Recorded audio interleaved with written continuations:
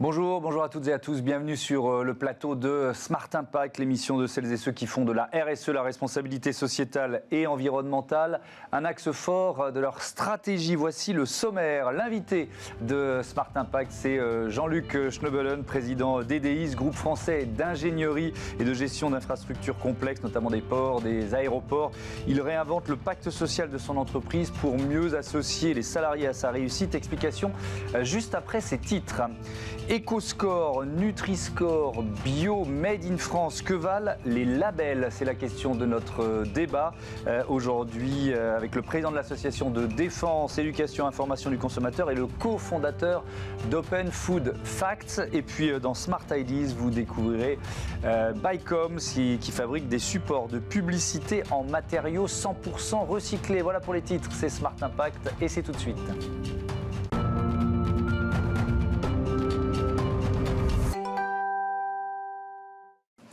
Bonjour Jean-Luc Schnebelen, bienvenue.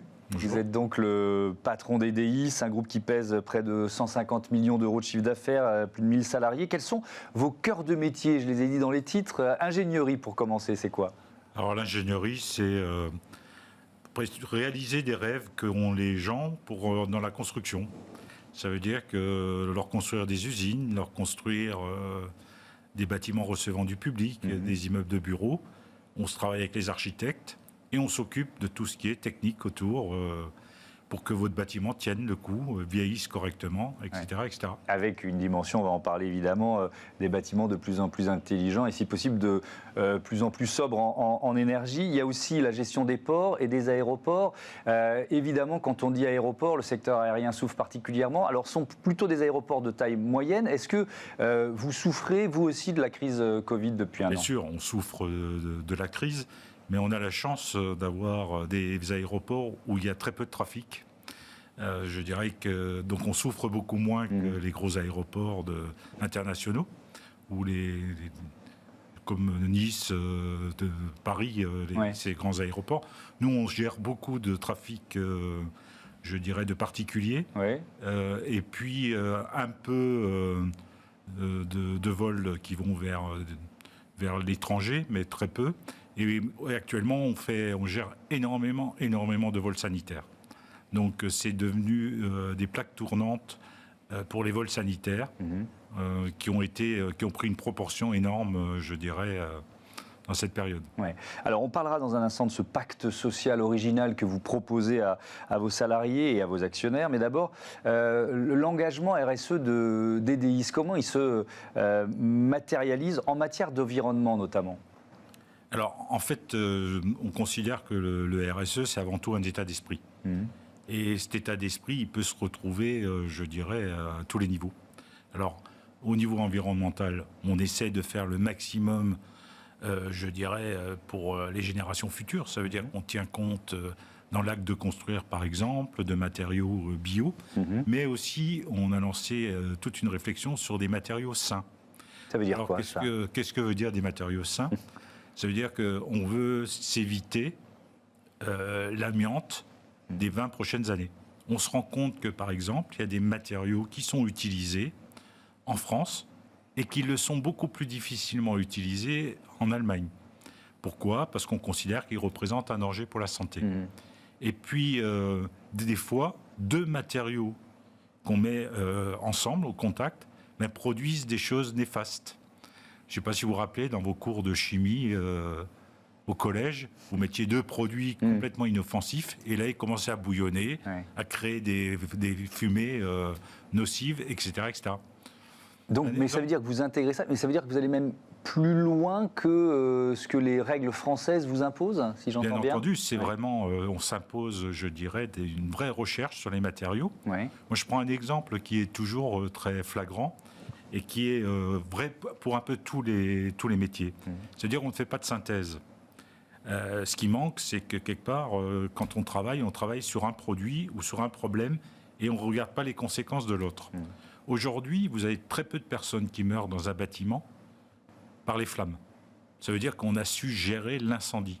Par contre, ils meurent par les fumées. Ça veut dire que quelque part, on a su faire de grandes avancées pour lutter contre le feu, résister au feu, Mais on n'a pas du tout, on a oublié que quelque part, on pouvait mourir aussi par la nocivité des produits qui sont utilisés. Le bâtiment intelligent, aujourd'hui, c'est un moyen de réduire sa consommation, de le rendre de plus en plus sobre. Ça fait partie des défis que vous relevez pour vos clients ? Bien sûr. Je veux dire qu'on a... Alors, il y a deux choses. D'abord, il y a toujours une grande notion qu'on a tendance à oublier, le comportemental. Ça veut dire que les principales économies d'énergie, c'est le comportement. Et il faut tenir compte des usages, quoi. Tenir compte des usages. Vous avez des gens qui ont des bâtiments où on peut ouvrir les fenêtres et qui utilisent la clim. Je dirais, voilà déjà des gabegies toutes simples qu'on voit actuellement. On nous conseille pendant cette période de Covid de prendre d'aérer au maximum. N'oublions pas d'arrêter le chauffage tout simplement quand on aère. Donc c'est des petites choses, d'abord il y a le comportemental, et puis après il y a la technique. Il ne faut pas oublier qu'aujourd'hui la technique, quand on voit qu'on peut aller sur Mars assez facilement, la technique il ne faut pas je dirais, négliger la technique et les avancées techniques. Ça veut dire qu'on est capable aujourd'hui d'avoir des bâtiments en énergie positive, qui produisent de l'énergie. EDIS, partenaire des territoires, c'est l'un de vos slogans. Ça veut dire quoi concrètement ? Est-ce que ça veut dire par exemple que vous privilégiez l'emploi local, notamment le travail avec les sous-traitants ? Ça veut dire quoi, partenaire des territoires ? Si vous voulez, quand on travaille sur des petits aéroports ou des ports, on est obligé de tenir compte, je dirais, du contexte local. Et on se rend compte qu'aujourd'hui, on ne gère pas de la même façon dans le sud, comme dans le nord, ou dans l'ouest que dans l'est. Ça veut dire qu'il y a un particularisme local, et il faut que nous, on s'adapte à ce particularisme. Ce n'est pas les gens à s'adapter à nous, mais il faut que nous, on s'adapte, je dirais, à ce particularisme, qu'on en tienne compte, qu'on tienne compte de la culture des gens, même y compris dans la gestion au quotidien. Donc on essaie de coller, je dirais, au maximum au terrain, et puis d'amener des idées, de transformer les envies des gens en cas concret. Je vais citer un cas. Pendant la Covid, on gère le port de Saint-Malo, et on avait nos pêcheurs qui ne sortaient plus, puisque, je dirais, les marailleurs travaillaient plus. Et donc on a lancé auprès de tous les hypermarchés, on leur a dit, écoutez, venez au contact direct de nos pêcheurs, venez vous achetez tous les produits de la mer, je dirais, au niveau de... directement du port. Directement au port. Et on a été à l'origine de ce mouvement qui a été fait, qui a été un mouvement très direct, entre, je dirais, les pêcheurs qui vendaient directement aux hyper. Donc c'est les Unico qui ont démarré, et puis après le groupe Leclerc, et tout le monde y est venu au fur et à mesure. Alors il nous reste 3 minutes, Jean-Luc Schneebelen, je voudrais qu'on consacre ce dernier temps à ce nouveau pacte social intitulé New Code que vous proposez aux salariés et aux actionnaires d'EDIS. De quoi s'agit-il ? Alors, je dirais depuis quelque temps, on se pose tous la question d'un meilleur partage de la richesse et du produit de la richesse, des efforts que tout le monde produit. Donc on a essayé d'être un peu plus juste, et je suis parti d'une expérience que j'ai eue, puisque je dirigeais avant une société cotée en bourse. Et la bourse m'avait fait perdre un peu la tête, puisque j'étais moi-même, ma rémunération dépendait de la valorisation boursière et de rien d'autre. Donc je me suis rendu compte que ça pervertissait un certain nombre de choses. Donc on a essayé de se poser la question comment on pouvait éliminer tout ça. Donc on s'est dit que quelque part, le capital investi, c'est ce qu'on met réellement comme argent en place, devait être rémunéré comme, je dirais, le salarié et comme le management et comme la société. Donc il y a un partage entre les actionnaires, l'entreprise qui doit continuer d'investir, et les salariés, c'est ça ? Tout à fait. Donc comment fait-on ? Ça veut dire qu'aujourd'hui, on capte le revenu de l'actionnaire. L'actionnaire, on capte son revenu en fonction de l'argent qu'il a mis réellement dans la société. Quand vous achetez des actions, si vous mettez 100 € et que ça en vend 200, vous n'en avez pas mis 200. Vous en avez mis que 100. Donc vous avez une rémunération sur les 100 qui sont garantis. En début d'année, on vous dit, ben voilà, c'est comme une obligue. Aujourd'hui, vous mettez 100, vous allez avoir 5 € à la fin d'année. Si ça a rapporté 15, et on aurait dû vous donner 15, les 10 autres sont répartis entre les managements et la société. Et donc, c'est un accord, et ça veut dire que quelque part, systématiquement, quoi qu'il arrive, je dirais, l'actionnaire est garanti de ses 5%. Parallèlement à ça, les salariés sont prêts à faire des efforts si jamais ils n'arrivent pas à le garantir. C'est-à-dire si le résultat n'est pas atteint, la société et les salariés acceptent de faire un effort. L'effort, c'est d'utiliser ce qu'on appelle aujourd'hui le plan de sauvegarde de l'emploi, de passer en chômage technique, de passer en temps partiel, etc., sans qu'on reprenne je dirais, toutes les négociations systématiques. Parce que quand on est en difficulté, aujourd'hui, il faut être très rapide. Et plus on tarde à prendre des décisions, et bien plus ça va mal. Donc en fait, aujourd'hui, tous les dialogues qu'il peut y avoir, on peut les avoir en amont pour gagner du temps. Alors, en un mot, ce sont les actionnaires qui sont compliqués à convaincre aujourd'hui sur un projet comme celui-là ? Les salariés sont assez facilement... oui, parce qu'il y a un intéressement. Ouais. Il y a deux difficultés.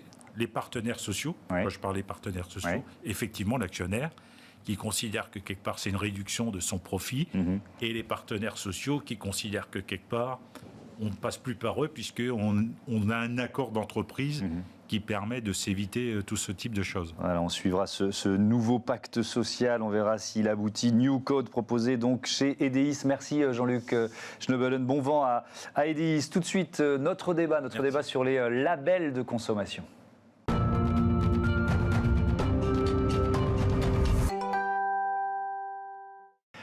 À quel label le consommateur peut-il se fier? C'est le thème de notre débat tout de suite avec Pierre Slamiche. Bonjour. Vous êtes cofondateur d'Open Food Facts, association française. Avec nous en visioconférence également Patrick Mercier.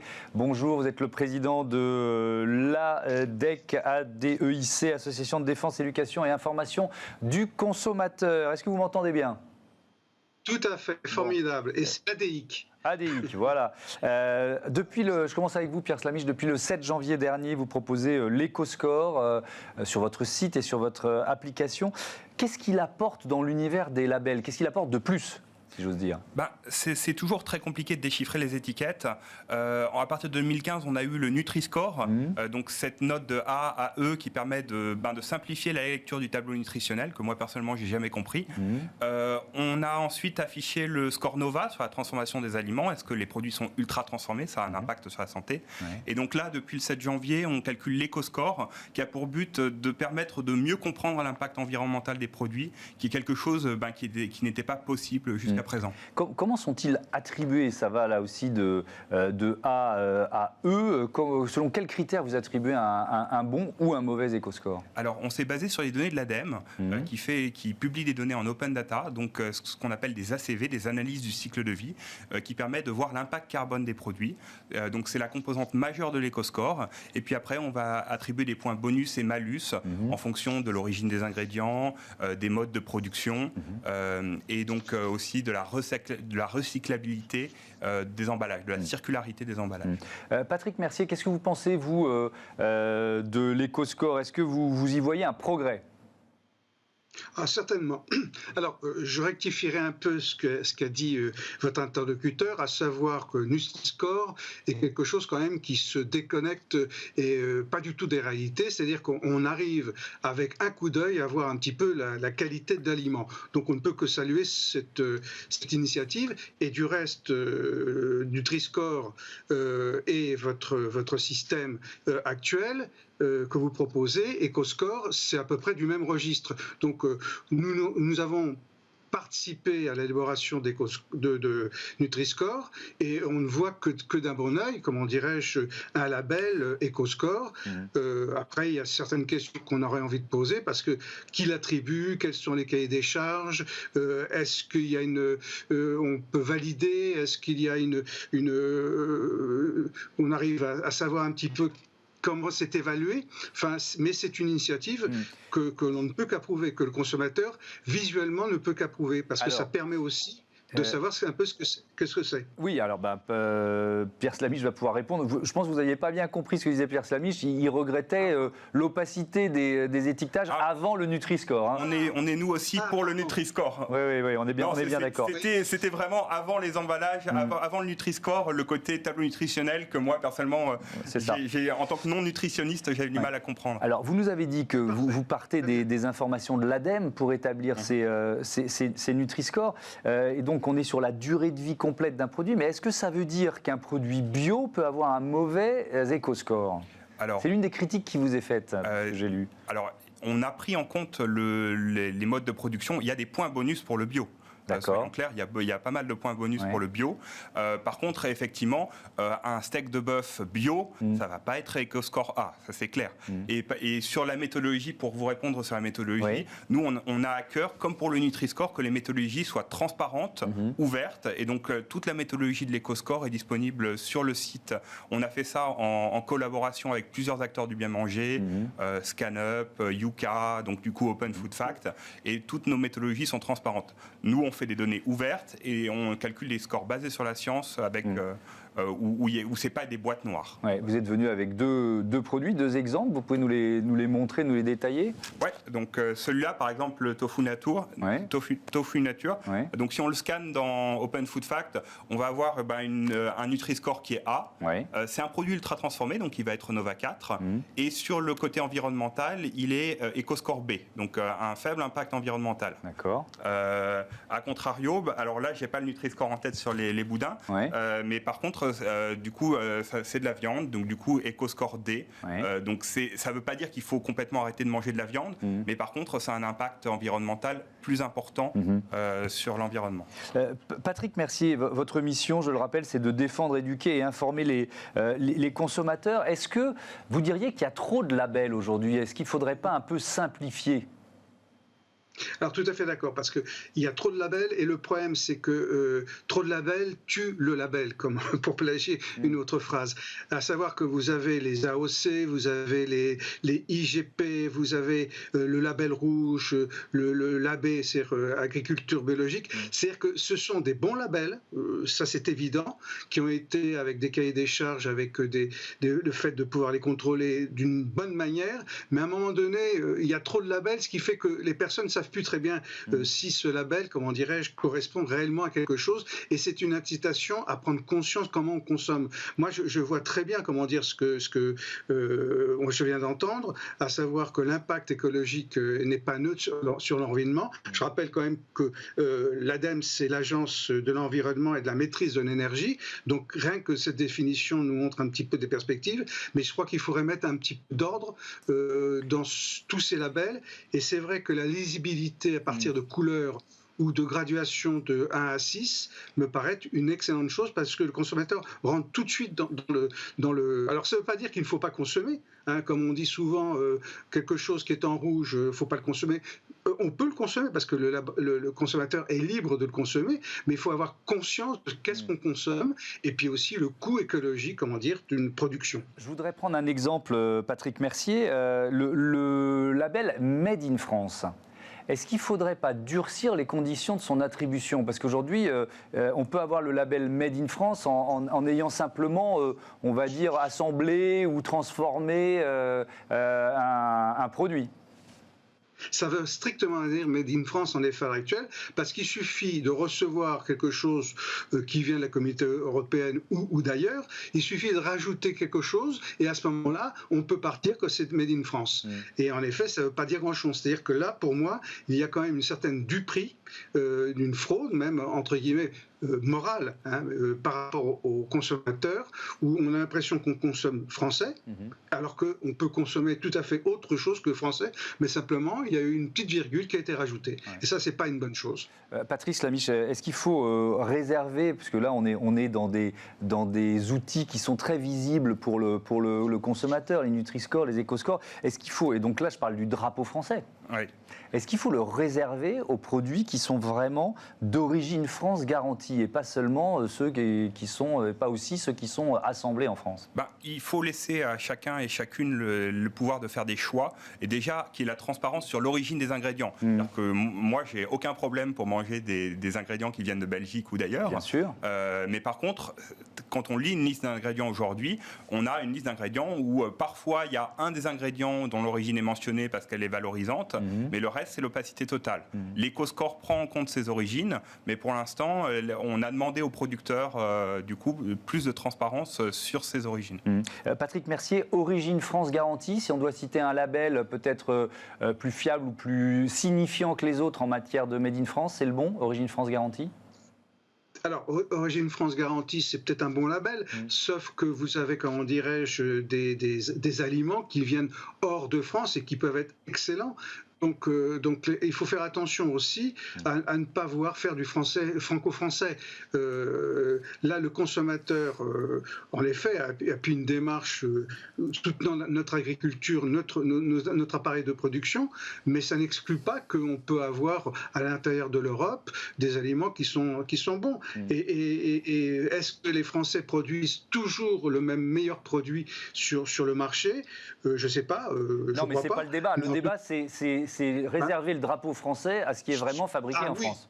Ah mais alors là, tout à fait d'accord. Non mais là, encore une fois, vous avez raison, parce que dès lors qu'on labellise et on indique que c'est d'origine contrôlée en français, à ce moment-là, il faut surtout garantir que c'est exact. Sinon, encore une fois, le label tombera en désuétude parce que les personnes n'y croiront pas. Et ça, la confiance, c'est quand même très important au niveau du consommateur. Bien sûr, Pierre Flamiche, un mot de conclusion, peut-être. L'EcoScore vient d'être lancé, mais on a plus de recul sur le Nutri-Score. Il a un effet vertueux? Oui, très, très clairement, il y a eu des études scientifiques qui ont été faites sur les comportements en magasin. Les comportements vont vers des produits qui sont notés Nutri-Score B, Nutri-Score A. Donc le panier moyen va vers des produits plus sains nutritionnellement. Et donc les industriels, l'agroalimentaire doit s'adapter, il est en train de s'adapter. Et les industriels nous disent à Open Food Fact, on est en train de transformer nos formules avant l'adoption du Nutri-Score pour qu'on ait des très bons Nutri-Score. Donc il y a vraiment, au-delà des applications de scan, il y a l'importance que ce soit obligatoire sur les emballages, sur le Nutri-Score et peut-être bientôt sur l'environnement pour justement pouvoir transformer les comportements au quotidien. Merci beaucoup. Merci à tous les deux d'avoir participé à ce débat. Allez, tout de suite, c'est Smart Ideas. On se fait de la pub, mais alors sur des supports en matériaux recyclés. Smart Ideas avec BNP Paribas. Découvrez des entreprises à impact positif.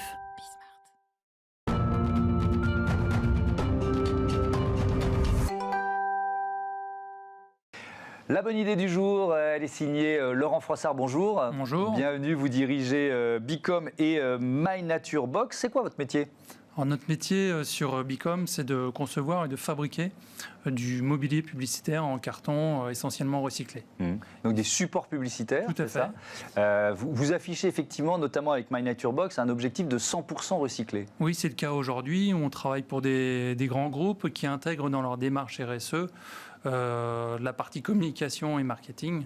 Donc on va les aider, les accompagner dans la réalisation de stands ou de mobilier publicitaire éco-responsable. Ça veut dire qu'on trouve vos produits, par exemple, dans des supermarchés ? Oui, tout à fait, des supermarchés. On travaille aussi pour des grands groupes comme Raja, le spécialiste du carton et de l'emballage, où on a développé pour une gamme de meubles en carton 100% recyclés, qui est extrêmement solide, c'est-à-dire que ce n'est pas de l'éphémère, c'est du mobilier qui est conçu pour durer dans le temps. Pour atteindre cet objectif de 100% recyclé dans les supports de publicité que vous livrez à vos clients, quelles sont vos contraintes, vos difficultés en fait ? Alors, les contraintes, c'est la matière première, puisqu'on l'a fait fabriquer pour nous. C'est de la fabrication sur mesure et on essaye aussi de travailler avec des fabricants de matières premières qui ne sont pas trop loin. Donc on en a à Angers, on en a à Limoges. Et on fait fabriquer la matière telle qu'on en a besoin. Et alors cette matière, c'est quoi ? C'est du carton, du papier qui est compacté ? Expliquez-nous comment vous aboutissez à cette matière première. Les usines qui transforment les déchets de carton, donc ça va être le papier, les emballages, sont transformés en pâte à papier. ensuite en bobines, et à partir de ces bobines, on va reconstruire de la plaque en carton. Ok. Donc ça veut dire que moi, quand je recycle du papier ou du carton, il peut arriver Tout à fait. sous forme de support de pub chez vous. Tout à fait. On est dans cette filière-là. Voilà, on a fait une vidéo d'ailleurs qui explique tout le parcours du cycle du carton. Ouais. Est-ce que c'est parfois difficile de convaincre un client d'abandonner le bois ou le métal au profit du 100% recyclé? Évidemment, on voit bien, et on en parle tous les jours dans cette émission, qu'il y a une démarche RSE, qu'elle devient de plus en plus importante pour les entreprises, mais est-ce qu'il y a encore des réfractaires en quelque sorte? Oui, tout à fait. Enfin, c'est surtout une question d'habitude, parce qu'en fait, dans le circuit habituel de prise de décision, on ne prend pas forcément en compte cette démarche RSE et on exclut des produits innovateurs. Votre démarche RSE, elle a aussi une dimension sociétale? Oui, tout à fait. Oui, Laquelle? on est partenaire d'une grosse association qui s'appelle HUP Entreprendre, et qui aide des personnes en situation de handicap à créer leur entreprise. Et donc on soutient cette association depuis 4 ans maintenant. Je suis vice-président d'ailleurs. D'accord. Et j'ai vu que vous soutenez aussi Reforest Action. Oui, vous plantez des arbres. Chaque année, on achète des arbres. C'est une sorte de compensation par rapport à ce qu'on utilise, nous, au quotidien. Et est-ce que, alors, il y a la dimension du produit que vous fabriquez et que vous proposez à vos clients, mais il y a aussi, vous nous avez parlé d'usines, etc. Est-ce que vous avez réussi à faire baisser votre impact carbone dans vos usines, et si oui, comment? Ou chez vos partenaires, et si oui, comment? Alors, ce qu'on propose maintenant à nos clients, c'est de plus fabriquer en masse comme on le faisait avant. On l'a PLV jusqu'à présent, on en fabriquait des centaines et des centaines, et bien souvent il y a plus d'un tiers qui finissait jeté. Donc fabriquer sur commande en fait. Voilà, nous maintenant notre système c'est vraiment de fabriquer sur commande et à la demande. On a mis en place des systèmes avec des plateformes web to print où nos clients vont commander que ce qui est nécessaire. Donc le produit est toujours à jour et on ne jette rien. C'est la solution qu'on propose. Vous avez évalué la masse d'économie de matière que vous faites grâce à un système comme celui-là? De 30 à 40% en fonction du domaine d'activité de l'entreprise. C'est une très forte économie. Il nous reste moins d'une minute. Est-ce qu'il y a aussi des démarches en termes de consommation d'énergie, par exemple, dans une entreprise comme la vôtre? Oui, alors chez nous, on a fait beaucoup de travaux pour isoler les locaux, pour changer le système de chauffage, diminuer la consommation d'énergie. Donc ça, c'est quelque chose qu'on a entrepris quand on a emménagé il y a 2 ans dans ces nouveaux locaux. C'est une démarche volontaire. Vous êtes dans ce business-là et où vous vous êtes dit de toute façon, c'est une démarche volontaire, oui, mais est-ce que vous êtes poussé, porté par le mouvement de consommation? Vous dites, si mon business doit continuer de prospérer, il faut que je sois dans cette démarche-là. Oui, tout à fait, parce que sinon on va passer de tout à rien. Donc il vaut mieux s'adapter, et puis déjà c'est des convictions personnelles, et c'est un besoin qui est nécessaire. Une entreprise qui a besoin de faire connaître son produit et de le vendre en GMS par exemple, il va devoir l'exposer, il va devoir mettre en avant les plus produits, et donc c'est forcément nécessaire. Donc nous on s'adapte pour proposer une alternative à ce qui se faisait jusqu'à maintenant. Merci Laurent Froissart. Bon vent à My Nature Box donc, et à Bicom. À bientôt sur Bismart. Voilà, c'est la fin de cette émission que vous pouvez retrouver évidemment sur bismart.fr ou alors sur les box 9h, midi, 20h30. Ce sont les horaires de diff. Salut, à demain.